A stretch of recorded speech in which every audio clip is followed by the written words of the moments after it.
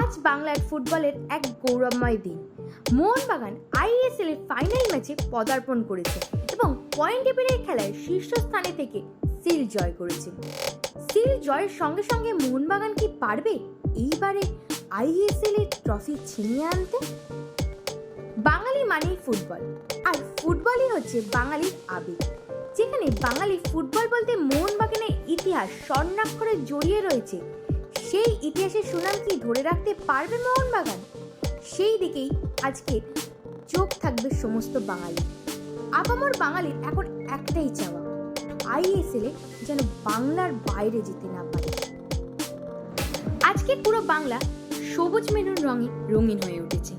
সারা বাংলার মানুষ প্রার্থনা করছে যেন আইএসএল এর চ্যাম্পিয়ন হোক মোহনবাগান। এখন শুধু সময়ের অপেক্ষা, কিছুক্ষণ পরেই শুরু হবে মহারণ। আমাদের সবার প্রাণের কেন্দ্রবিন্দু যুবভারতী ক্রীড়াঙ্গন, ভালো লাগার ও ভালোবাসার যুবভারতী ক্রীড়াঙ্গন, যা ফুটবল প্রেমীদের কাছে অন্যতম আবেগের জায়গা। মুম্বাইয়ের রক্ষণ নাকি মোহনবাগানের আক্রমণ, কে জিতবে আইএসএল এর ট্রফি? শেষ আসে কে আসবে? ফুটবল প্রেমীরা সেই দিকেই তাকিয়ে রয়েছে।